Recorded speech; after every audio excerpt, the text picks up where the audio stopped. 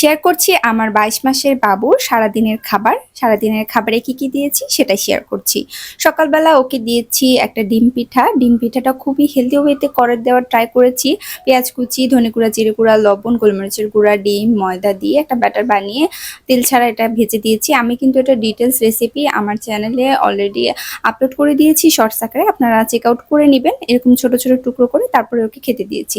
আর দুপুরবেলা আমরা যেটা খাই সেটাই ওকে দেওয়ার চেষ্টা করি। ডাল রান্না করা হয়েছিল, সাথে আমি ওকে মাছ ভাজা করে দিয়েছি। তেলাপিয়া মাছ হলুদ আর লবণ দিয়ে সামান্য তেলে হালকা ভেজে দিয়েছি, একদম মচমচা না, নরম নরম অবস্থায় ওকে খেতে দিয়েছি।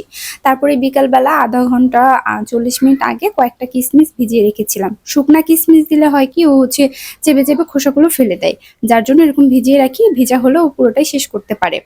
তো তারপরে আর কোনো খাবার দেওয়া হয়নি। আমাদের জন্য ফ্রেঞ্চ ফ্রাই করেছিলাম। তো এটা মচমচা হওয়ার আগে নরম নরম যখন ছিল কয়েকটা উঠিয়ে রেখেছিলাম, কারণ আমাদের দেখলে তো খাওয়ার জন্য বায়না করবে, যার কারণে কয়েকটা উঠিয়ে রেখেছি। যদিও বা আনহেলদি, আমি টিস্যু দিয়ে তেলগুলো মুছিয়ে দিয়েছি। তারপর রাতের বেলার খাবারে দিয়েছিলাম গরুর দুধ। গরুর দুধ দিয়ে হোমমেড সেরেলাক দিয়ে ঘন করে জাল করে ওকে দিয়েছি। তো এই ছিল বাবুর রাতের খাবার। সব মিলিয়ে সারাদিনের খাবার, আলহামদুলিল্লাহ।